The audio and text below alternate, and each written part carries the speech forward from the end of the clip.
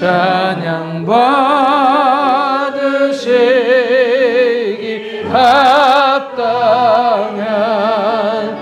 거룩하신 주님.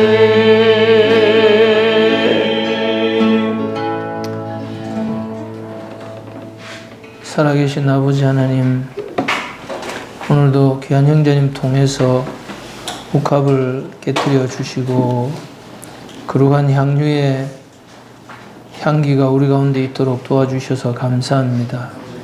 오늘 아침도 신선한 기름 부으심으로 우리 위에 기름 부어주시고 우리의 모든 연약함과 추악함과 불의에도 불구하시고 주의 의로 말미암아 우리를 사랑하심을 보여주셔서 감사합니다. 우리에게 이와 같은 예배를 드릴 수 있는 기회를 주신 것을 감사합니다. 주님만이 홀로 높임을 받으시고 주님만이 주목을 받으실 수 있기를 원하고 모든 영광을 주님께 드립니다. 감사하며 예수 그리스도 이름으로 기도하옵나이다. 아멘. 할렐루야. 의심하는 믿음이라고 하는 제목으로 우리가 몇 시간 함께 말씀을 나누었습니다. 오늘 나누어 드린 이 내용은 이제 의심하는 믿음의 최종적인 부분이고 오늘은 좀 다른 말씀을 나누도록 하겠습니다. 마가복음 4장 1절부터 20절까지 말씀을 같이 읽겠습니다. 예수께서 다시 바닷가에서 가르치시니 큰 무리가 모여들거늘 예수께서 바다에 떠있는 배에 올라앉으시고 온 무리는 바닷가 육지에 있더라. 이에 예수께서 여러 가지를 비유로 가르치시니 그 가르치시는 중에 그들에게 이르시되 들으라. 씨를 뿌리는 자가 뿌리러 나가서 뿌릴새 들으는 길가에 떨어지며 새들이 와서 먹어버렸고 들으는 흙이 얕은 돌밭에 떨어지매 흙이 깊지 아니하므로 곧 싹이 나오나 해가 돋은 후에 다시 뿌리가 없으므로 말랐고 들으는 가시떨기에 떨어지매 가시가 자라 기운을 막음으로 결실하지 못하였고 들으는 좋은 땅에 떨어지매 자라 무성하여 결실하였으니 30배나 60배나 100배가 되었느니라 하시고 또 이르시되 들을 귀 있는 자는 들으라 하시니라. 예수께서 홀로 계실 때에 함께한 자들이 12제자와 더불어 그 비유들에 대하여 물으니 이르시되 하나님 나라의 비밀을 너희에게는 주었으나 의인에게는 모든 것을 비유로 하나니 이는 그들로 보기는 보아도 알지 못하며 듣기는 들어도 깨닫지 못하게 하여 돌이켜 죄사함을 얻지 못하게 하려 함이라 하시고 또 이르시되 너희가 이 비유를 알지 못할진대 어떻게 모든 비유를 알겠느냐. 뿌리는 자는 말씀을 뿌리는 것이라. 말씀이 길가에 뿌려졌다는 것은 이들을 가리킴이니 곧 말씀을 들었을 때에 사탄이 즉시 와서 그들에게 뿌려진 말씀을 빼앗는 것이요 또 이와 같이 돌밭에 뿌려졌다는 것은 이들을 가리킴이니 곧 말씀을 들을 때에 즉시 기쁨으로 받으나 그 속에 뿌리가 없어 잠깐 견디다가 수로 인하여 환난이나 박해가 일어나는 때에는 곧 넘어지는 자요 또 어떤 이는 가시떨기에 뿌려진 자니 이들은 말씀을 듣기는 하되 세상의 염려와 재물의 유혹과 기타 욕심이 들어와 말씀을 막아 결실하지 못하게 되는 자요 좋은 땅에 뿌려졌다는 것은 곧 말씀을 듣고 받아 30배나 60배나 100배의 결실을 하는 자니라. 아멘. 제가 여러분과 함께 신앙생활을 하면서 가장 중요한 말씀으로 항상 씨 뿌리는 비유에 대하여서 말씀을 강조해 왔습니다. 그럼에도 불구하고 이것이 여러분 앞에 안에 마음 안에서 선명하고 분명하고 뚜렷하고 확실하게 이해되고 붙잡아지고 실제가 되는 데는 평생의 과정이 걸립니다. 그래서 이 말씀보다 더 중요한 말씀은 없습니다. 그래서 이것을 잘 아시고 왜 이런 말을 하는가. 제가 여러 번 반복드리지만 전 세계에 많은 목사님들이 계시고 많은 설교자들이 있고 많은 강의가 있지만 이 모든 말씀들 중에서 우리에게 실천적으로 이 말씀보다 더 중요한 말씀은 없다라고 가르치는 곳이 거의 없습니다. 그래서 그것이 왜 그렇게 중요한 일인가라고 하는 사실들을 여러분 자신이 직접 확인하고 깨닫지 못하면 여러분의 신앙생활은 1000년을 하고 10,000년을 신앙생활을 하고 교회를 다녀도 헛수고에 불과합니다. 그래서 이 말씀을 잘 듣고 깨닫고 이해하고 여러분 것을 만들어야 합니다. 첫째, 마가복음 4장 1절 말씀을 보시게 되면 예수께서 다시 바닷가에서 가르치시니 큰 무리가 모여들거늘 예수께서 바다에 떠있는 배에 올라앉으시고 온 무리는 바닷가 육지에 있더라. 자, 이런 모습이 지금 상상이 되죠. 성경은 글로도 읽지만 영상으로도 볼 수 있어야 됩니다. 그래서 성경을 읽는 두 가지 방법은 글로 읽고 깨닫는 것, 두 번째는 영상으로 보고 깨닫는 겁니다. 이해되셨죠? 자, 예수님은 갈릴리 호수 바닷가에 배를 타고 앉아서 그 육지에 있는 수많은 사람들을 향해서 지금 말씀하십니다. 아마 지금 이때는 바다에서 육지로 바람이 불고 있는 해풍이 불고 있었을 것입니다. 그래서 그 당시에는 차도 없고 소음이 없던 조용한 시대이기 때문에 예수님께서 하시는 말씀이 잘 들렸으리라 우리는 그렇게 알고 있습니다. 무슨 앰프가 있다든지 또는 무슨 메가폰을 써서 예수님이 말씀하신 것이 아닙니다. 2절에 보시면 이에 예수께서 여러 가지를 비유로 가르치셨다. 즉 여러 가지를 가르치셨는데 그것을 비유로 가르치셨다라고 말씀을 합니다. 비유로 가르치시는 것은 근본적으로 그것을 사람이 임의로 해석을 하지 못하도록 그 깊은 비밀을 그 속에 담아놓는 하나의 그릇과 같은 것입니다. 모든 비유는 반드시 성령께서 깨닫게 해주심으로만 진리를 진리로 깨달을 수가 있습니다. 그러시면서 주님이 씨 뿌리는 비유를 쭉 얘기를 하셨는데 왜 제가 이 구절을 그렇게 중요를 하게 여기냐 하면 마가복음 4장 13절이라고 그랬죠. 마가복음 4장 13절을 보시면 또 이르시되 너희가 이 씨 뿌리는 비유를 알지 못할진대 어떻게 다른 모든 비유를 알겠느냐 이렇게 지금 말씀을 하신 거예요. 예수님이 여러 가지 비유를 말씀하셨다고 마가복음 4장 2절에 말씀하셨는데 아무리 많은 여러 가지 비유를 주님이 말씀하셨어도 이 비유를 알지 못하면 그 모든 다른 비유는 알 수가 없다라고 하는 말씀입니다. 그러므로 이 비유는 다른 모든 비유 중에 한 비유가 아니고 모든 비유를 해결해 줄 수 있는 열쇠와 같은 그런 비유다라고 하는 것을 누구도 반론을 못할 거예요. 저는 그렇게 믿습니다.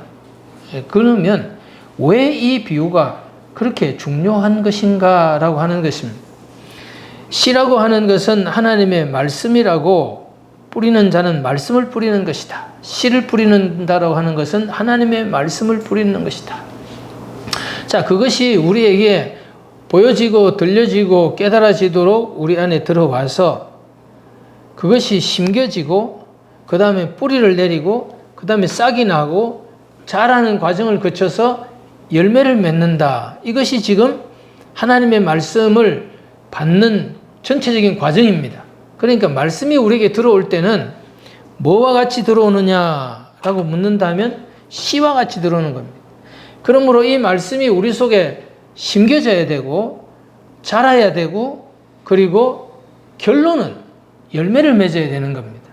그것을 두고 제가 여러분들에게 실제를 추구한다라고 말씀을 드렸습니다. 즉 이 말씀을 우리가 받는다라고 하는 것도 중요하지만 이 말씀을 내 걸로 가져야 되고 내 것이 된다라고 하는 말은 실제가 되어서 이 말씀이 그대로 이루어져서 그것을 내가 개인적으로 직접 체험해 보는 것을 실제를 추구한다. 사랑하라. 하나님의 사랑으로 사랑하라. 라고 하면 그 사랑이 내게 실제로 되는 것을 추구하여 되는 데까지 가야 되는 것이지, 아, 사랑하라는구나 하고 안다라고 하는 것으로 그치는 것은 그것은 씨가 뿌려지는 밭이 아닙니다. 자기는 말씀을 받았다고 한다면 그거는 큰 오해라는 거예요. 그래서 밭에는 크게 4가지 밭이 있습니다. 4가지 밭. 이 4가지 밭에는 첫째는 길가와 같은 밭입니다. 길가라고 하는 것은 뺀질뺀질하고 단단하여지고 달아 빠져서 거기는 무슨 말도 씨를 심을 수 없고 무슨 말도 들어가지 않습니다. 아주 콧방귀를 끼고 아주 귀찮다 하고 아니면 욕을 해대고 사람마다 그것을 거부하는 그 교만함의 강도가 다 차이는 있지만 많은 사람들은 이미 많은 것이 그것을 밟고 지나갔습니다. 시골에 가서 무언가를 심으려고 그러면 땅을 파서 뒤집고 땅을 깨트려서 부드럽게 만들어 놓습니다.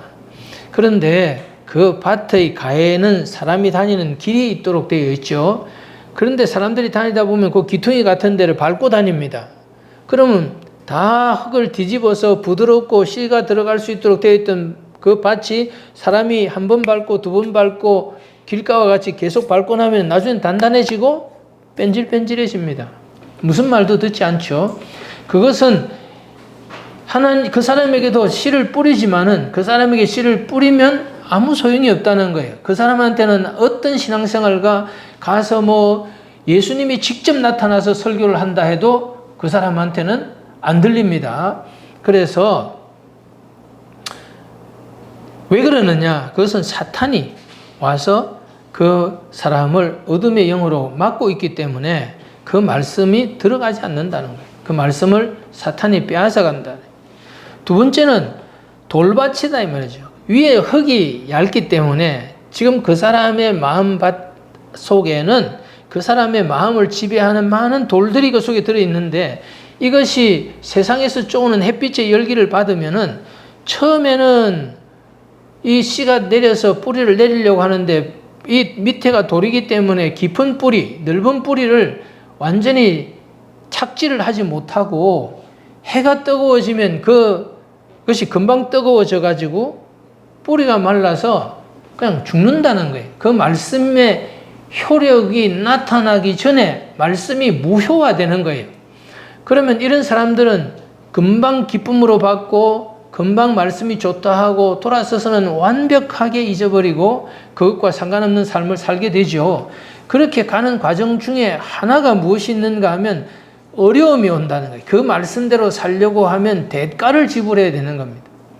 자기를 포기하거나 자기 뜻과 계획을 포기하거나 손해를 보거나 핍박을 받거나 등등 자기가 이 세상에서 누릴 수 있는 좋은 것들을 포기해야 될 만한 그러한 기회가 오면은 이 사람은 하나님이나 하나님의 말씀이나 하나님의 약속한 것들보다는 이쪽을 선택하기 때문에 이쪽이 무산이 되는 거죠. 세 번째는 자기 속에 너무나 부정적인 것이 많이 들어 있습니다. 어떤 것들이냐? 본래적으로 그 사람 밑에 깔려서 이것을 방해하는 선천적이고 태생적인 그러한 방해가 되는 것들이 있는가 하면 이 사람이 이 세상에 태어나서 후천적으로 어떤 것을 욕심을 가지거나 가족이라고 하는 정에 매여 있는 정적인 인간관계에 매이거나 또는 자기가 무엇을 이루어 보거나 소유해 보거나 되어 보거나 명예나 권력이나 돈이나 또는 취미나 쾌락이나 이런 것들에 대해서 그러한 욕심, 그러한 것들이 주는 즐거움, 그러한 것들에 매여 있는 그런 것들 때문에 가지는 근심, 이러한 집착하는 모든 것들이 이 사람을 끌어당겨서 그 기운을, 그 힘을 하나님이 주시는 은혜보다 이 힘이 더 커서 그것들을 다 빼앗아 가기 때문에 결론적으로는 가시떨기가 이러한 것이 자기로 하여금 저항하고 또 힘을 빼가고 시간을 요구하기 때문에 이 씨가 하나님이 원하시는 말씀의 길로 가지를 못하고 역시 이 말씀이 씨가 싹이 나고 뿌리를 내리다가도 결국은 말라 죽는다는 겁니다. 근데 네 번째로 마지막으로 좋은 땅이 있다고 하는 것은 이런 길가밭을 깨뜨리고 그리고 돌들을 드러내고 그리고 이 가시들을 뽑아 버림으로써 좋은 밭을 만들어서 태생적으로 좋은 밭이 있는 게 아니라 우리는 선천적으로 후천적으로 흠이 있고 점이 있기 때문에 흠도 없고 점도 없다는 말은 하나는 선천적으로 가지고 있는 유전적인 DNA 속에서 오는 우리의 연약함이고 흠이라고 하는 것은 태어나서 우리가 겪고 살아가면서 배우고 알게 된 죄와 욕심들과 맺어진 정들과 깨달은 쾌락들이나 배워온 여러 가지 잘못된 취미들을 말한다. 이러한 것들을 주님의 은혜 가운데 처리해 나가는 과정이 필요하다는 거죠. 그게 온전한 하나님의 사람이 되어가는 과정이고 또 하나는 성화구원이라고 하는 그러한 표현으로 또는 영적인 성장이라고 하는 그러한 말로서 우리가 표현을 했습니다. 이 사실을 두고 우리가 이 말씀이 우리의 마음 안에만 어떠함을 보이는 것이 아니라 이것은 단편적이고 근본적으로 이 사실을 통해서 우리가 알아야 될 것은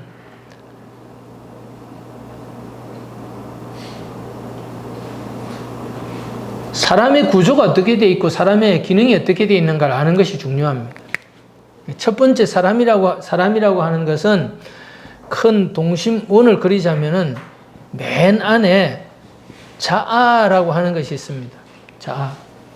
심리학이나 정신과나 다른 많은 곳에서 여러 가지 비유를 하고 있지만 이 자아는 셀프라고 합니다. 뭐 이것을 에고다, 뭐 여러 가지 말로 이름으로 부를 수 있지만 이게 자아라고 하는 것은 나라고 하는 것이다. 나라고 하는 나를 알아보는 다른 사람과 구별해서 나는 나라고 나를 알아봐야 됩니다. 기억상실증에 걸린 사람이 자기가 누구인지를 알지 못하고 내가 누군지를 모르겠다라고 하는 사람조차도 자아의식은 있습니다. 내가 누군지를 몰라서 그렇지 나는 난데 이게 난데 내가 누구인지를 모르겠다. 그 나는 나라고 하는 나를 알아차리는 것이 자아다 이 말이죠. 나라고 하는 게.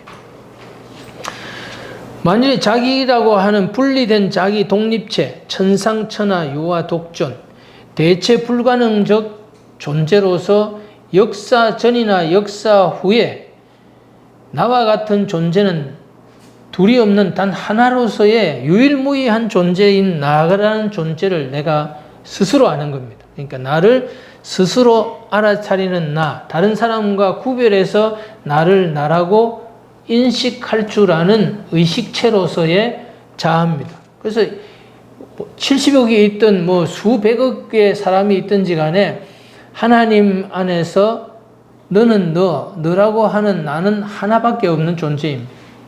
그래서 이러한 자아로서의 자기가 존재한다. 나는 있다. 나는 존재한다. 나는 있다. 나는 살아있다. 이렇게 자아가 있으면 이 자아는 무엇을 가지고 있는가 하면 영을 가지고 있다. 영을. 이 영이라고 하는 것은 영적 세계를 보고 알고 맛보고 만지고 듣고 체험하고 느끼고 알아차리고 깨닫고 서로 교통하고 사랑할 수 있는 영적 존재와 영의 세계를 살아가는 이 실제다. 실제. 그래서 나는 본래 영적인 존재로서의 나다. 그런데 이 영이 혼이라고 하는 인격을 가지고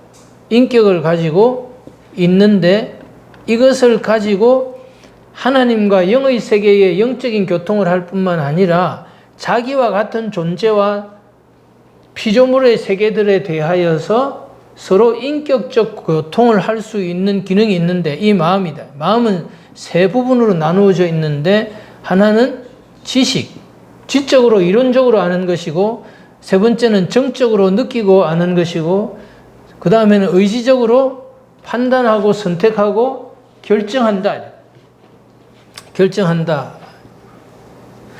마음도 살아있는 인격체이기 때문에 마음으로서 혼자 기능을 하고, 영도 살아있는 것이기 때문에 영적인 지, 영적인 정, 영적인 의지가 있습니다. 영도 좋아하고 반대하고 싫어할 수 있습니다. 그 다음에는 몸이 있습니다. 몸은 굉장히 복잡하고 이 사지백체가 모여서 있는데, 몸은 몸대로 연구할 것들이 많이 있는데, 사람의 타락을 하나님이 처음 만드실 때는 사람이 죄가 없이 만든 것은 맞지만, 사람이 그렇다고 완전하고 완벽한 존재가 아니고 아무런 지식도 없고 아무런 자신의 어떤 그 정보로가 없이 태어났기 때문에, 하나님이 아담을 만들고 하와를 만들었다고 하더라도 이 사람들은 배우고 익혀서 사람이 되어져 가야 되고 성장해 가야 되고 훈련받고 교정되어져 가는 그런 과정이 필요한 존재였다 이 말이에요. 그러나 그들 속에는 죄가 없었어요. 이 마음밭이나 이러한 일들에 대해서 문제는 없었다 이 말이죠.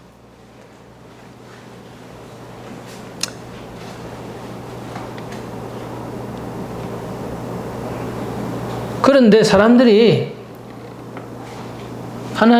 하나님이 이 사람들을 만들어 놓았을 때는 법이 하나밖에 없었어요. 그건 무엇이냐 하면 선악과를 먹지 마라. 선악과를 먹으면 죽는다라고 하는 것입니다. 이번 주에 혼자 가만히 앉아서 제가 창세기로부터 쭉 성경 66권을 이렇게 생각해 가면서 창조에 대해서, 선악과에 대해서 뭐 이런 내용들을 다시 한번 정리를 혼자 해보았습니다. 지금까지 하나님께서 저에게 가르쳐 주셨던 것들을 정리해 가면서 성경을 마지막까지 한번 이렇게 요점을, 맥을 한번 잡아서 흐름을 한번 66권을 연결해 보자, 그런 마음이 들어가지고 작업을 하다가 지금 쉬고 있습니다. 근데 이 선악과라고 하는 것을 다시 한번 자세히 설명을 드릴 겁니다. 그런데 이것을 먹음으로 인해서 하나님과의 관계가 끊어졌습니다.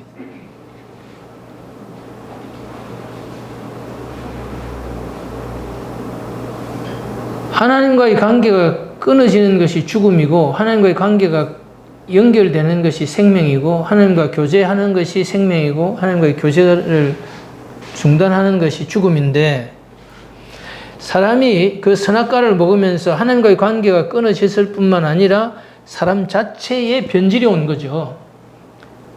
타락하고 오염되고 부패했기 때문에 어떤 일이 들어왔느냐, 선악과를 먹으면서 사람의 속에, 마음에 죄라고 하는 것이 들어왔다. 죄라고 하는 것이.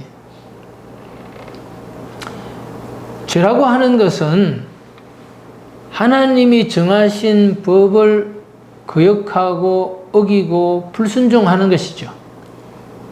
하나님을 반대하고 하나님께 대하여서 반항하고 하나님의 법을 어기고 불순종하는 것입니다.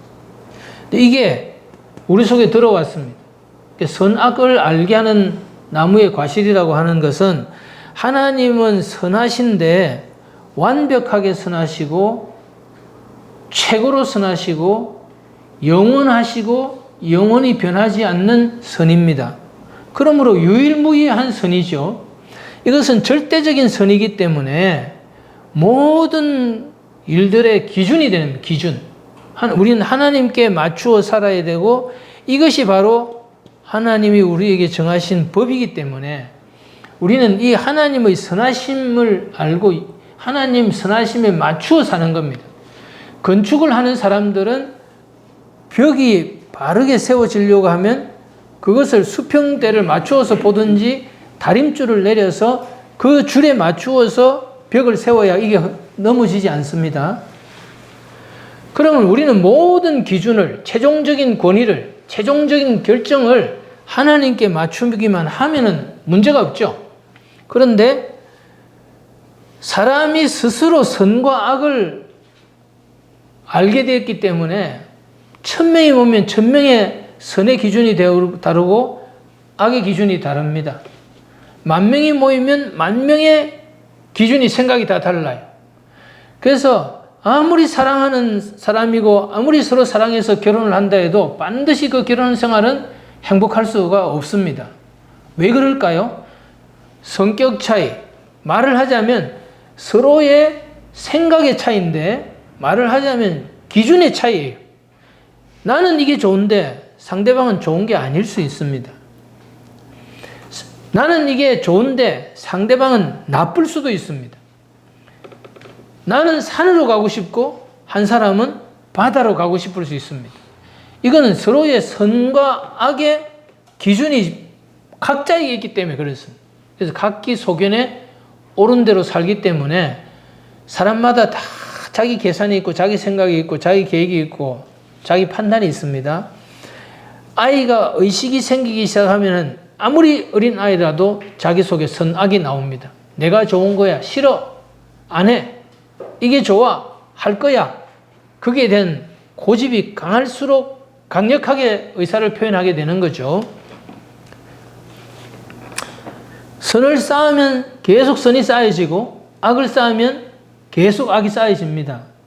그러므로 징계를 하는 이유는 이 악이 계속 쌓여지고 강해지지 못하도록 만들려고 하는 것이지 하나님께서 그 사람 자신과의 관계에 관한 부분들이 아니에요.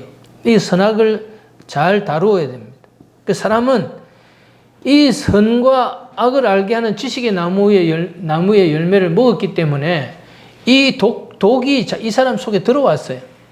그래서 이 사람이 독이 들어와 있기 때문에 죄가 있는데 사람들은 이 죄가 법이에요. 법이라고 하는 것은 자율성을 가지고 가만히 두어도 저절로 돌아가고 그렇게 되도록 하는 것입니다. 예를 들면 중력의 법칙이 있으면 무게가 있기 때문에 모든 것은 떨어지도록 되어 있죠. 물은 위에서 아래로 흐르도록 되어 있는 것처럼 반드시 그렇게 되도록 저절로 되어 갑니다. 봄이 가면 여름이 오고 여름이 오면 가을이 오듯이 이러한 일들이 저절로 되는 것이고 이걸 자율신경계라고 합니다. 우리 몸에 대해서는. 그럼 심장은 우리가 뛰라고 하든 안 하든 지가 혼자 뛰고 있고 내가 뭘 보태거나 안 하거나 내가 그냥 잠을 자고 심장을 잊어버리고 잠을 자고 있어도 심장은 계속 뜁니다. 이것을 자율 또는 자율적인 법칙이다 이렇게 말을 합니다. 이게 법이에요, 법. 하나님은 선악과를 먹지 말라고 하는 법칙을 정했습니다. 왜 이걸 정했느냐고 많은 사람들이 오해를 하는데 이미 타락한 존재로서 하나님을 떠나 악에 빠져 있는 사탄 마귀라고 하는 존재가 있어서 그들로부터 이 사람들을 보호해 주기 위하여서 하나님의 선에 맞추는 삶을 살도록 요구하기 위해서 하나님께서는 사랑으로 선악과를 먹지 말라는 이 전 온 우주 세계 속에 하나님이 정하여 주신 법은 일권법. 딱 법이 하나밖에 없었어요. 하나. 이거 먹지 마라. 그 위에 아무 법이 없다는 거예요. 이 세상의 모든 죄와 법들은 이 법을 어기면서 만들어져 나오게 됩니다. 왜? 죄에서 죄들이라고 하는 것들이 만들어져 나왔기 때문에 그 죄들에 대한 법을 안 만들 수가 없는 거죠. 지금도 막 계속 법이 만들어져 가야 되죠. 법이 못 따라가고 있죠. 왜? 죄가 먼저 가니까. 그래서 법이 없으면 죄가 있어도 죄는 죄가 안 되고 있는 겁니다. 그럼 이 선악과는 뭐냐? 저 찻길의 중앙선 같은 거예요. 중앙선을 그어놓고 저 선을 넘어가지 마라. 차를 운전할 때는 우측으로만 가라. 아니면 왼쪽으로만 가라. 법을 정하는 거예요. 저걸 왜 만들었냐고. 저게 없었으면 내가 뭐 중앙선 침범 벌금 낼 일이 없지 않냐고. 알아서 다니면 되지. 그러면 세상은 혼란에 빠질 것이고 어떻게 살아야 바른 길이고 서로가 좋은 길이고 서로를 보호할 수 있는 길인지를 몰랐을 거예요. 그래서 저 차도에는 저 중앙선이 그렇게 중요한 겁니다. 선악을 각자가 알게 되면 그때부터 이 세상은 대혼란에 빠지고 고통과 불행이 찾아올 것에 대해서 하나님이 경고하시는 것이고 그것을 지키도록 보호해 주시고 있는 안전장치인 거죠. 그래서 이 사람이 들어오자 영이 올바른 정보나 올바른 기능을 할 수 있는 실력을 상실하고, 왜? 우리 눈이 아무리 좋아도 빛이 비춰주어야 그 반사되는 걸 보고 사물을 알아보는데 온 세상에 빛이 하나도 없다. 그럼 우리가 눈이 아무리 좋아도 볼 수가 없다는 거예요. 왜? 빛을 통해서 보기 때문에.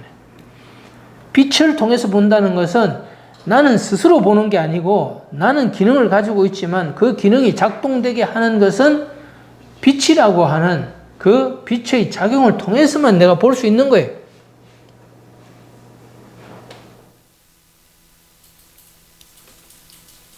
그런데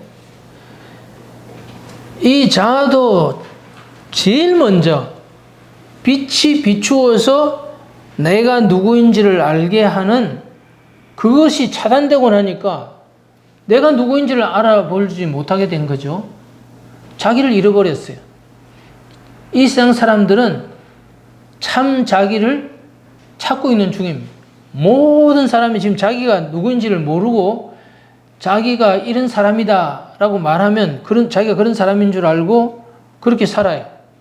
실제로 체면을 해갖고 너는 개다 그러면 개 흉내를 내는 사람도 있고, 실제로 체면을 걸었으니 고양이다 그러면 고양이 행세를 하는 사람들이 있죠. 지금 이 세상에 있는 사람들은 체면에 빠진 것처럼 이렇게 자기를 잃어버린 상태에 살고 있습니다.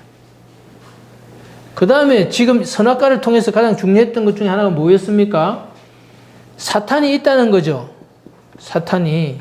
이 사탄이라고 하는 것은 뱀이라고 불렸습니다. 옛날에 뱀이라고. 옛날에 옛 뱀이라고. 옛날엔 뱀이라고 불렀던 존재죠. 그럼 이 사탄 마귀는 뭘 가지고 사느냐? 어디서 힘을 얻고 무엇을 재미삼아서 뭘 표적으로 삼고 사느냐? 흙을 먹고 산다며, 흙을 먹고. 이 뱀은, 이 사탄이라고 하는 뱀은 흙을 먹고 산다. 그 흙이 뭐냐? 흙은 타락한 하나님을 자신의 주인으로 모시지 않는 육체에 속한 사람이 다 뭐라고요? 흙이죠. 너희는 흙이니 흙으로 돌아갈지니라. 요 다음에 뱀 보고 흙이라고, 흙을 먹고 살아라고 한 다음에 뒤에 보면은 사람이 흙이라는 것을 성경이 말하고 있어요. 그러니까 사람 잡아먹고 사는 것, 사람 안에 들어가서 이 세상에 자기를 표현해 내면서 이 세상 살이를 할 수 있는 게 뭐라고요?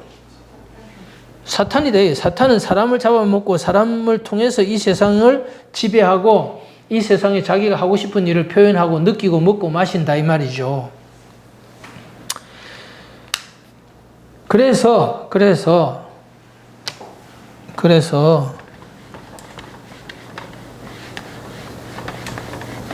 이 영은 하나님의 영향을 받기보다 사탄의 영의 영향을 받고 살아가고 진리의 영보다는 거짓의 영을 따라서 살기가 쉽도록 지금 살아가고 있는 거죠.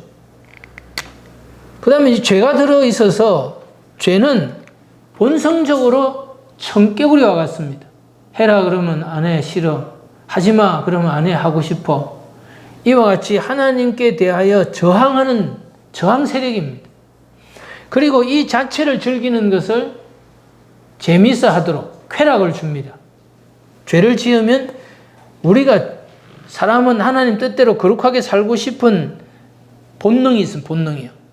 이게 영의 본능입니다. 죄를 짓고 싶은 이 영의 본능이 또 있어요. 우리 안에는 DNA가 흐르고 있어요. 피가 계속 흐르고 있는 것처럼 가만히 있어도 죄를 짓고 싶어 해요. 죄를 안 지으면 안 돼요. 죄를 짓고 싶어서 죄를 지어야 되겠다라고 하는 죄성이 있다고. 죄성. 이해되겠습니까? 그래서 양심은 하나님을 따라가기를 원하고 또 하나 죄성은 죄를 따라서 가기를 원하는 우리의 마음에는 두 갈래 길을 가려고 하는 세력이 우리 속에 있다. 그랬습니다. 자, 이 말을 드리면서 제가 여러분에게 무슨 마이크 하나 줄래요? 여러분에게 드리는 얘기 중에 하나가 성경은 뭐와 같으냐? 성경 66권은 얘기를 하자면 약속이에요, 약속. 성경은 구약과 신약, 즉 옛날 약속과 새 약속이라고 하는 이 약속이다, 약속. 그래서 이 안에는 뭐 아브라함의 약속 또는 뭐 다윗의 약속, 모세의 언약, 뭐 약속들이 많이 있습니다. 그런데 이 약속의 첫 번째 약속은 뭐냐 그러면 아담의 약속이죠. 아담의 언약. 하나님은 약속으로 관계를 맺는 하나님이기 때문에 아담을 낳고도 아담 너는 내 아들이고 나는 네 아버지야. 그리고 나는 너희 하나님이고 너는 나의 백성이다. 이렇게 아담과 언약을 맺고 가장 중요한 언약으로서 저 선악과는 먹지 마라. 알겠나? 네. 그러나 아담이 어떻게 했다고 말했습니까? 언약을 배반했다라고 되어 있죠. 그 말이 어디에 있습니까? 호세아서 6장 13절인가요? 아담이 하나님과 언약을 맺었다고 되어 있지 않습니까? 그래서 신앙이라고 하는 게 뭐냐? 믿음이라고 하는 게 뭐냐? 하나님과의 언약 관계다. 이 언약에 기초를 해서 이 언약대로 살아가는 것을 언약의 역사라고 말하고 성경은 언약의 역사다. 이렇게 성경을 푸는 거죠. 성경 66권은 뭐와 같으냐? 하나님과의 언약과 그 언약을 맺은 대로 살아가면서 일어나는 갈등과 언약을 다시 갱신해서 재계약을 맺고 다시 바로 살아가다가 또 언약을 깨뜨리고 다시 거기 언약을 깨뜨림에 대한 징계를 받고 다시 언약으로 돌아와서 그리고 다시 언약대로 생활을 해 나가는 이러한 역사다 이거지, 그죠? 그래서 성경은 무슨 책이냐? 구약 옛날 언약과 신약 새로운 언약이라고 하는 이 두 개가 모여진 것이 66권이다. 이렇게 우리가 알고 있습니다. 그런데 그 안을 보면은 무슨 언약 맺었다, 무슨 언약 맺었다, 언약만 있는 게 아니라 그 언약을 맺고 함께 살아가는 시간의 흐름, 역사의 흐름이 있다 이거죠. 그래서 이 창세기로부터 계시록까지 하나님과의 관계는 언약의 관계고 이 언약을 때문에 이루어지고 완성되어져 가는 모든 과정들이 역사다 이거지. 그것은 시작이 있고 뭐라고요? 끝이 있다. 그럼 성경은 뭐냐? 언약과 역사다. 이렇게 결론을 짓는 겁니다. 그런데 저와 여러분들은 이 은혜의 복음 선교회는 가장 중요한 언약을 세 가지로 나누었죠. 세 가지를 가장 강조를 하죠. 첫째는 무엇입니까? 영원전 언약이다 이거죠. 무슨 누구의 언약, 누구와 맺은 언약, 무슨 언약, 구약, 신약 다 좋다 이거죠. 그러나 천지를 창조하고 세상 만물을 만들고 사람을 창조하기도 전에 삼위일체 세 분 하나님이 함께 언론하여 세운 계획, 그 약속에 사람이라고 하는 존재를 포함시켜서 하나님이 정해 놓으신 약속이 있었다.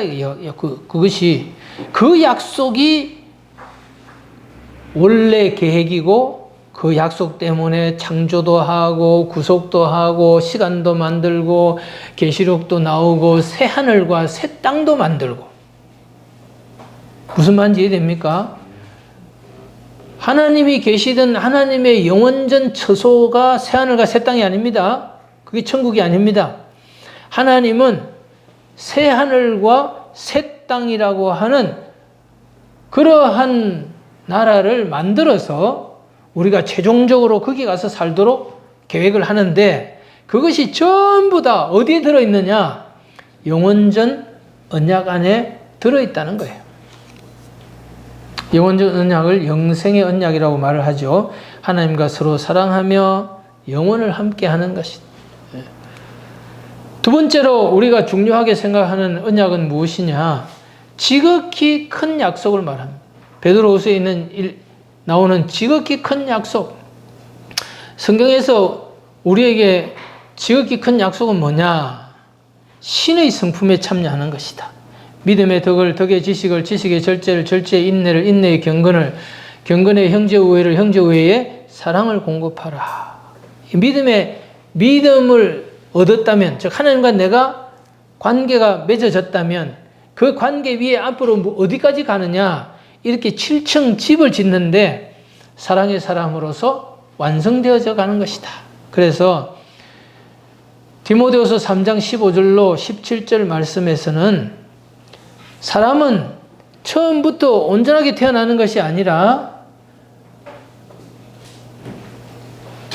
미완성되고 불완전하고 완벽하지 못한 존재로 태어나서 하나님의 사람으로 온전하게 되고 그래서 모든 선을 행하기에 온전하게 되는 것. 이것을 뭐라고 말하느냐? 사람의 자기 완성이라고 한다. 이것을 무엇이라고 말을 하느냐? 구원이라고 성경은 표현하고 있습니다. 구원. 그것은 인간의 자기 완성을 말한다. 성품의 완성. 예수 그리스도의 장성한 분량까지 우리가 온전히 자라가는 것. 영적인 갓난아이, 영적인 어린아이, 영적인 청년, 영적인 아비로서 온전한 영적인 성장을 이루어가는 것을 말을 한다. 세 번째 언약은 새 언약을 말한다. 예수 그리스도의 피 위에 세워진 은혜의 언약이다. 모든 기초는 지금은 우리는 다른 계약을 맺은 게 없고 우리는 어떤 언약 위에 하나님과 우리가 지금 맺어져 있느냐, 무슨 계약을 맺었느냐, 그것은 은혜의 복음이라고 하는 은혜 계약을 맺었다. 율법에 기초한 계약이 아니다 라고 하는 이 새 언약, 이 세 가지만 명확하게 가지고 있어야 기본적으로 하나님과 우리가 관계를 알고 역사를 꿰뚫고 그리고 우리가 갈 목표를 분명히 하고 어떤 혼란과 넘어짐과 방황이 있다 하더라도 길을 잃지 않고 등대를 향해서 분명하게 우리가 길을 찾아가고 우리가 도달해야 할 목적지를 찾아갈 수 있는 그런 것이 됩니다. 이 세 가지 중에서 두 번째 지극히 큰 약속, 이 성경에서 말하는 구원이라고 하는 구원에 대한 책, 이 성경 66권이 말하는 바 구원은 자기 완성이다. 교회를 뭐하러 가느냐? 구원을 이루기 위해서 가는 거죠. 구원이란 뭐냐? 하나님의 사람으로서 온전해지는 것이다. 인간의 자기 완성이다. 자기 완성을 다른 말로 뭐라고 말하느냐? 사람아, 사람이 되어라. 인간아, 인간이 되어라. 즉, 말은 말이 되려고 태어나고, 돼지는 돼지가 되려고 태어나고, 사람은 사람이 되려고 태어나고, 민들레는 민들레가 되려고 태어나고, 장미는 장미가 되려고 태어나는 겁니다. 남이야 어쩌든지, 무슨 빌딩을 사든지, 뭐 이번에, 이효리 씨 부부가 서울에 사는 건물 한 채를 팔았더니 30억 이익이 났다. 남이야 건물 하나 사서 건물 하나 팔아서 30억을 남겼든 말든 나는 이 길을 간다. 나는 이렇게 산다. 다른 사람과 조금도 비교할 가치도 이유도 흥미도 느끼지 않고 나는 내 인생을 사는 이유는 내 갈 길 내가 알고 내 목표 내가 가지고 있고 그 길에 영원한 내 소망과 보상이 있기 때문에 그 관심 없다 이거예요. 하나님은 내 먹을 것, 내 잘 것, 내 입을 것 구하기도 전에 있어야 될 것을 알고 채워주신다고 했기 때문에 그거 걱정 안 한다 이거예요. 그거를 걱정하고 죽음을 두려워하며 일생에 매여 종로로 탄다면 이거 다 끝장나는 겁니다. 그는 아무리 씨를 뿌려도 소용이 없고 앞으로 1000년을 살도록 해주면서 교회를 다니고 말씀을 배우라 해도 그건 아무 의미가 없다. 자, 그러면 이러한 자기를 완성하기 위해서 우리가 우리 자신을 알아야 되는데, 이 우리 자신을 알아야 된다라고 하는 이 문제에 있어서 영은 지금 기능을 상실하고 하나님을 따라가지도 못하고, 마음은 지금 죄라고 하는 것이 들어오고 거짓의 압인 마귀가 거짓말을 심어놨대. 거짓을. 이 거짓이 왜 그렇게 중요하냐? 이 거짓과 죄는 반드시 동전의 앞면하고 뒷면처럼 두 개가 짝이 딱 붙어 있다고. 죄를 그냥 절대 짓지 않는다. 죄는 뭘로 짓느냐? 뭐라고요? 거짓을 가지고 죄를 짓는 겁니다. 거짓으로 끈을 삼아서 수레를 끌고 다니는 것처럼 이 거짓이란 놈이 죄라는 놈을 끌고 다니기 때문에 죄를 이기기 위해서는 반드시 거짓말이 뭘로 바꿔야 된다고요? 진리로 바꾸어져서 진리로만 자유를 얻을 수 있는 겁니다. 진리로만. 이 진리는 하나님이 진리고 하나님의 영이 진리고 하나님의 말씀이 진리입니다. 그리고 이 진리는 그 말씀이 실제가 되는 것을 진리라고 합니다. 그러니까 진리 안에는 이론만 있는 게 아니고 그게 그대로 안 되면 진리가 아니에요. 그러니까 진리는 truth, T-R-U-T-H, truth라고만 말하는 게 아니라 진리는 reality, 실제라고 하는 것을 반드시 포함해야만 이게 진리가 되는 겁니다. 우리가 말하는 진리라고 하는 것은 truth만 얘기하는 게 아니라 reality라고 하는 실제가 있지 않는 진리는 진리가 아닙니다. 진리는 반드시 그대로 되어지는 데까지가 진리다 이거죠. 마음이라고 하는 것은 매우 이상해서 이렇게 지식과 정과 의를 담고 있는 기능을 하는 것이 있지만, 크게는 하나는 의식이고 하나는 잠재의식 또는 무의식이라고 부르는 것처럼 하나는 깨어서 활동을 하고 있고 하나는 24시간 보이지 않는 배후에서 힘을 발휘하고 있습니다. 그래서 예를 들자면 빙산이 있다면 물에 잠긴 빙산에서 9분의 8이 물 밑에 잠겨 있고 9분의 1이 물 위에 있습니다. 바람이 아무리 불어도 빙산은 이쪽으로 갑니다. 왜? 물이 이리로 흐르니까.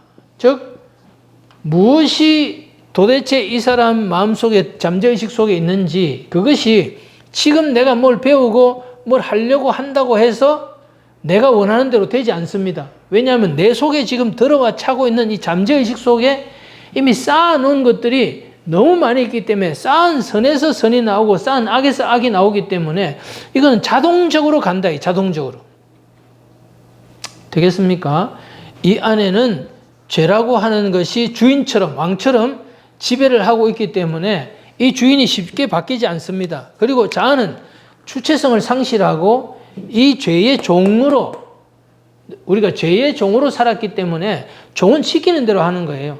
그래서 자기 주체성을 상실하고 죄를 따라서 사는 것, 이 사람을 뭐라고 부르느냐? 옛사람이라고 부른다. 옛사람. 그리고 예수를 믿고 하나님과 영이 연결되면서 새 영으로 거듭나고 새 영이 교체되는 순간 이 사람은 나는 그대로이지만 영은 새 영으로 바꿔주는 겁니다. 그러면서 이 새 영이 될 때 이 사람을 뭐라고 부르냐면 새 사람이라고 부른다. 새 사람. 그 다음에 사람은 자아와 영과 마음은 속사람이라고 부르고 몸은 겉사람이라고 부릅니다. 겉사람. 이 겉사람이라고 하는 것은 이 속사람의 옷과 같은 것. 달나라에 가면 우주인들이, 우주비행사들이 우주복을 입는 것처럼 우리가 이 지구라고 하는 땅에 살기 위해서는 몸이라는 것을 가지고 있어야, 이 지구 우주복을 입어야 여기서 속사람이라고 하는 진짜 내가 살아갈 수 있어요. 옷이라는 건 입고 벗는 것처럼 우리가 이 세상을 떠날 때 사람이 죽었다라고 말하는 것은 몸이 죽는 것을 말하지 사람은 영원히 죽지 않습니다. 아이고 그분 죽었어요. 그러면 몸을 벗고 그 사람이 다른 영계로 옮겨갔다는 것이지 죽어 없어졌다는 게 아니라는 거예요.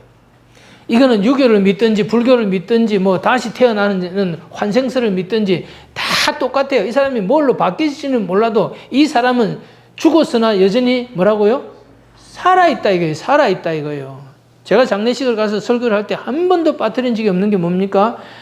여러분의 아버지, 여러분의 아내, 여러분의 자식, 여러분의 형제는 죽었습니다. 그러나 살아있습니다.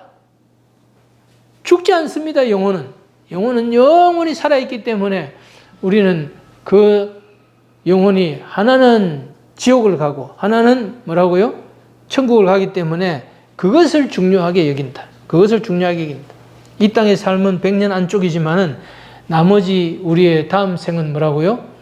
영원히 계속되는 것이기 때문에 내가 누구인지를 알아야 돼. 내가 누구냐? 나는 영으로서의 존재다.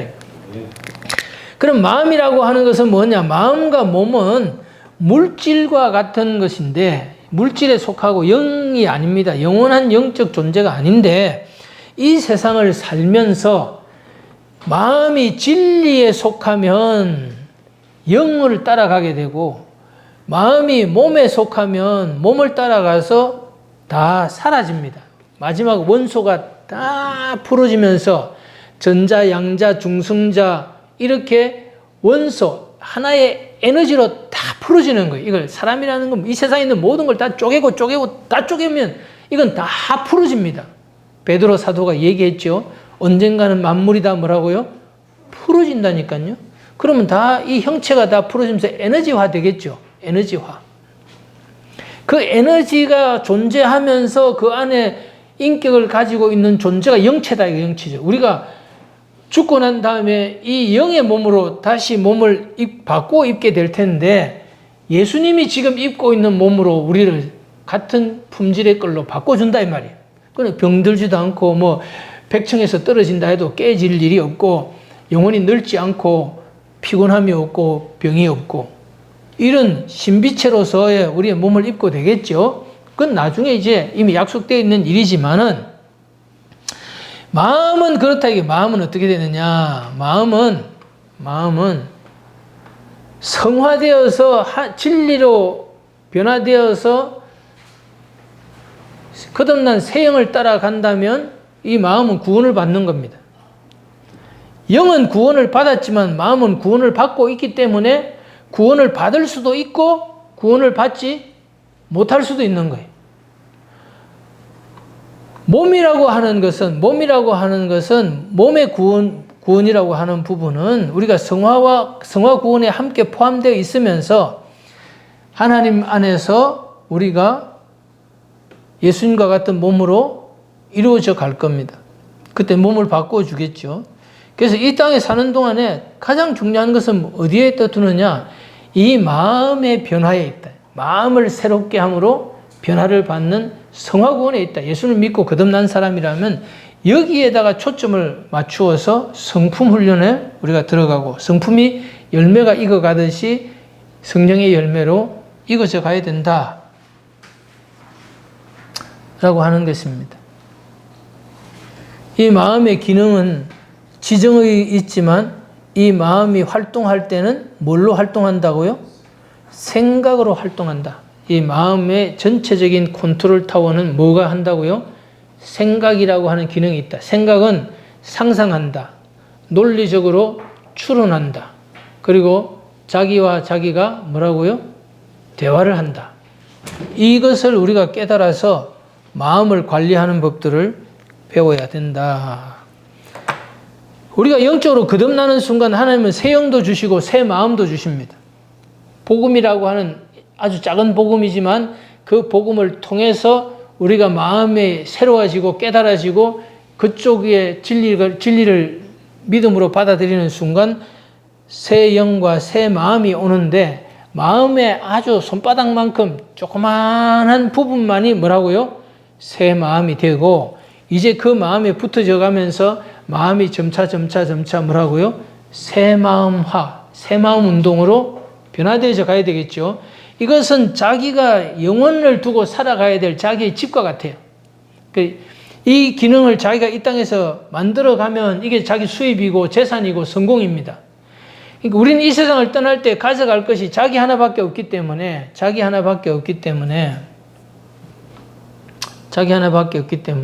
자기를 얼마나 잘 만들어가고 얼마나 잘 완성시켜 가느냐가 그것이 성공이고 그것이 수입이고 그것이 재산이라는 사실을 알아서 돈도 못 가져가지고 빌딩도 못 들고 가고 땅도 못 짊어지고 가고 금덩어리도 못 갖고 가지만 자기 하나 가지고 가는데 이 눈이 떠야 되는 겁니다. 듣는다고 듣는 게 아니고 본다고 보는 게 아니고 깨달아진다고 깨달은 게 아니라 이 사실을 알아야 된다라고 하는 사실입니다. 이해되겠습니까? 시간이 많이 가서 계속 나가야 될 부분들에 대해서 그냥 오늘은 여기까지만 하겠습니다. 그런데 이렇게 자기를 알 때 자기를 누구라고 아느냐라고 하는 자기를 알아간다라고 하는 이러한 자기의 정체성은 또 다른 문제로 나는 누구다. 이렇게 나는 하나님의 자녀다. 나는 뭐 제사장이다. 나는 하나님의 종이다. 뭐 여러 가지 자기의 내가 누구인지를 밝혀주는 예수님 안에서 내가 누구인지를 밝혀주는 사람 그 정체성 신분 의식이 있습니다. 그걸 알아가는 게 자기를 알아가는 것에 중요한 거겠죠. 내가 누구인지를 아는 것. 그리고 주체성을 가지고 이것들을 통제해 가는 것. 누가 컨트롤해 가느냐라고 하는 진리들은 차근차근히 여러분들에게 이미 말씀해 왔습니다. 제가 오늘 이 말씀을 드리는 이유는 그 다음 더 얘기해야 될 그 얘기의 첫 번째 소개 단계로 우리가 말씀을 드렸습니다. 그런데 이렇게 자기가 길을 잃지 않고 살기 위해서는 반드시 우리 안에 그리스도의 마음을 품어야 됩니다. 예수님의 마음을 품어야 됩니다. 예수님의 마음은 어떤 마음일까요? 어떤 마음을 두고 그리스도의 마음이라고 우리에게 했습니까? 빌립보서에 가면 종의 마음. 그렇죠? 종의 마음이 뭐예요?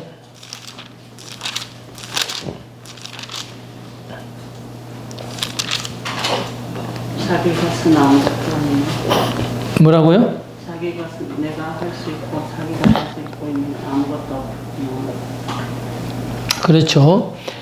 예수님이 사람의 몸을 입고 종의 형체로 그죠? 오신 것을 우리에게 얘기하셨잖아요. 제가 한번 읽어볼게요. 너희 안에 이 마음을 품어라. 곧 그리스도 예수의 마음이니 그는 근본 하나님의 본체시나 하나님과 동등됨을 취할 것으로 여기지 아니하시고 오히려 자기를 비워 종의 형체를 가지사 사람들과 같이 되었고 사람의 모양으로 나타나사 자기를 낮추시고 죽기까지 복종하셨으니 곧 십자가에 죽으심이라 그랬죠. 이 종의 마음이라는 것을 못 배우면 제자도가 이루어지지 않습니다. 제자의 길을 못 갑니다.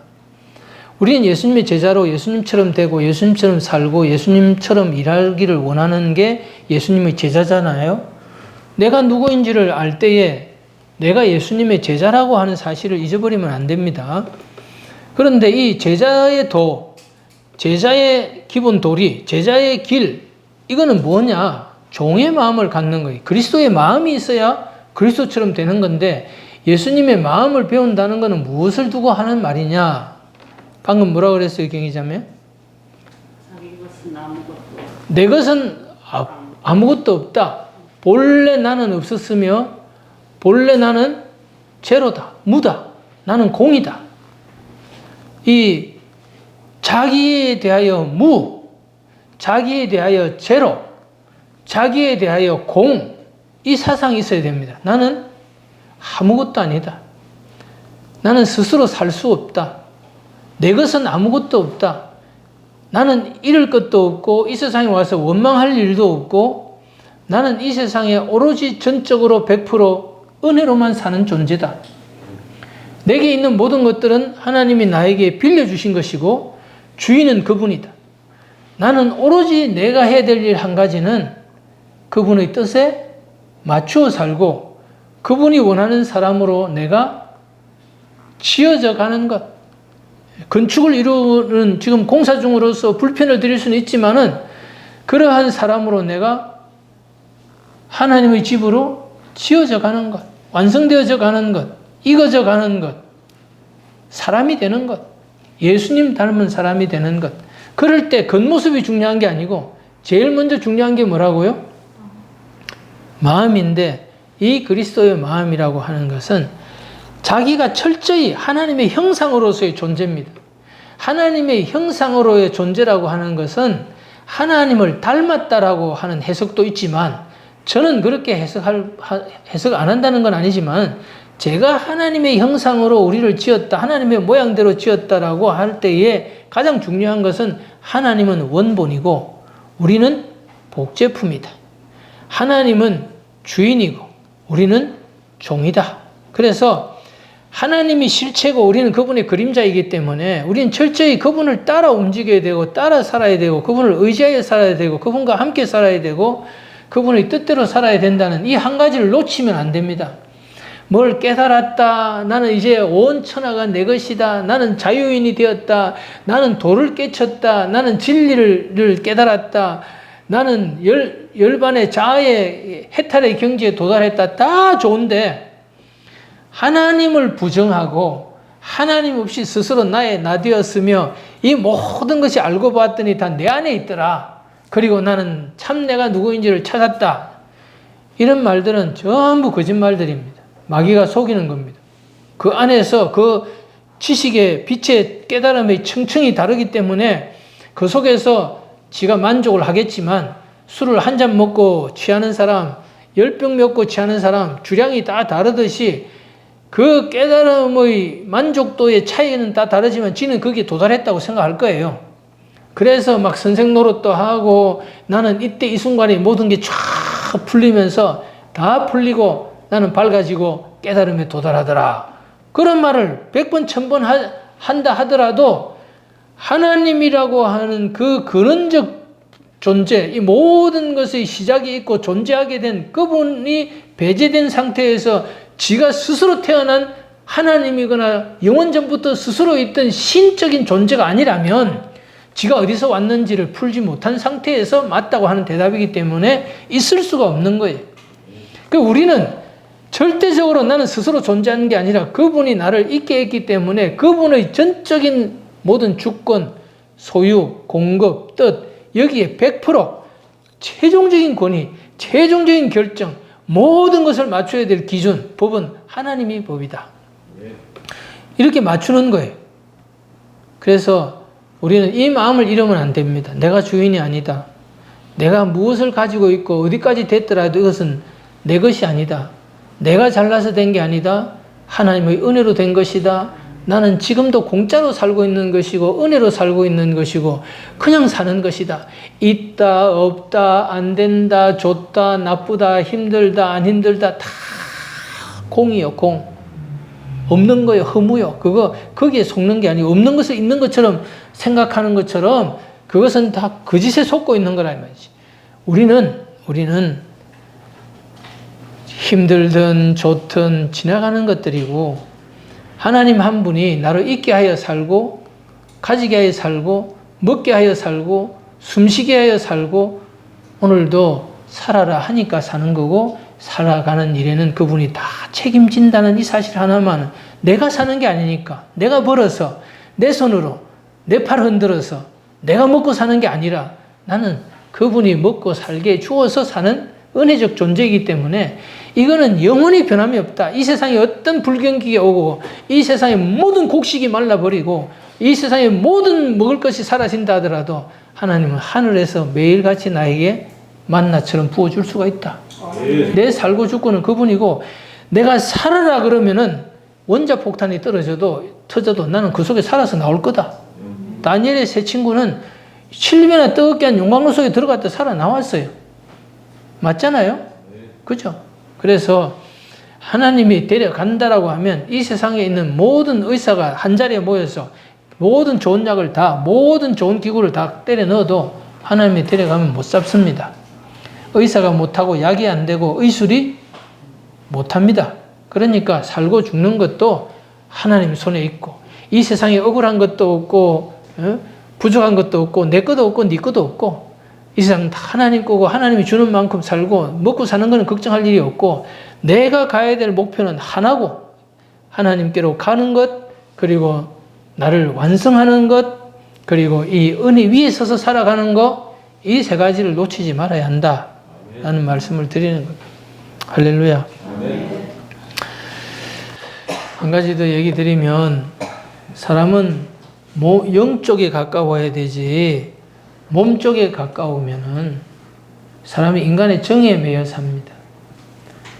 사람이 여자냐 남자냐 하는 거는 이 세상 몸을 갖고 있을 때 이 세상 인연입니다. 저 세상에 가면은 개인의 자기뿐만 아니라 큰 자기가 있어서 큰 자기라고 하는 것은 하나님을 아버지로 모시는 한 가족을 말을 합니다. 우리를 하는 거죠. 우리라고 하는 것은 큰 자기고 나라고 하는 것은 작은 자기인데 큰 자기를 배우는 것은 하나님 나라에 가면 우리라고 하는 하나님 아버지의 아들과 딸 존재합니다. 물론 아들이나 딸이나 지금식 표현이지만 하늘나라에 가면 아들밖에 없습니다. 왜냐하면 성이 없기 때문에 그냥 하나님 자식 이런 말이지 아들, 딸을 구별해서 아들이다 이런 말을 하는 게 아니라 하나님 자식밖에 없습니다. 이해되겠습니까? 그래서 성경은 우리에게 이 땅에서의 가족관계나 인연관계를 지나치게 거기에 빠져서 하나님의 진리나 하나님과의 관계보다 더 크게 여겨서는 안 된다. 부모, 형제, 처자, 집가, 전토, 자기 목숨까지도 부인해야 된다. 그거 못 버려서 육체와 함께 그 정을 십자가에 못을 못 박아서 이 땅 사람, 안 믿는 사람과 똑같이 속을 부글부글거리고 내 자식, 내 남편, 내 마누라, 내 아버지 이러고 사는 인간들이 너무 많습니다. 그거 해야죠. 효도하고 부부간에 사랑하고 부모 자식 간에 사랑하고 살아야 되지만 그거보다 더 큰 목표를 놓치지 말고 이 세상 속꿉장난에 빠져서 해가 지는 것도 모르고 땅 따먹기 하다가 쉬는 시간에 운동장에 나가서 죽으라고 싸우면서 땅 따먹기 하고 그래봤자 쉬는 시간 끝나고 선생님이 종 땡땡 치면 다 어디 갑니까? 다 집어던지고 교실에 들어갑니다. 이 땅에서 100평 샀네 200평 샀네 해샀다가 하늘나라 종이 땡땡 울리고 오라 그러면 다 두고 갑니다. 죽음이 찾아오면 다 헛질을 하다 가는 거구나. 내가 하나 목표를 두고 뭐에다 초점 맞추고 살아가야 되는지 그거를 놓치면 그 사람 길을 모르는 사람이에요. 이것이 등대처럼 빛을 분명하게 밝히고 있기 때문에 오늘 드린 말씀 안에도 내 평생 살아갈 길을 왜 살아야 되느냐는 이유가 분명히 있으니 그 길을 놓치지 말고 정신을 차려야 됩니다. 기도하십시다. 아버지 하나님, 오늘도 하나님의 은혜와 사랑 감사해서 11조와 감사의 예물을 드렸습니다. 하나님 받으시고 축복하셔서 말씀하신 대로 저희들은 아버지의 나라와 의를 구하는 자 되게 하시고 구하기도 전에 있어야 될 것은 하나님이 알아서 다 풍성하도록 채워 주시옵소서. 네. 감사하며 예수님의 이름으로 기도하옵나이다. 아멘. 네. 지금까지 영상 시청해 주셔서 감사합니다. 영상이 유익했다면 구독, 좋아요를 눌러주시고 지인들을 초대해 주셔서 함께 은혜 나눠주세요. 여러분의 작은 섬김이 하나님이 기뻐하시는 복음의 씨앗이 됩니다. 예수님의 이름으로 사랑하고 축복합니다. 또 만나요.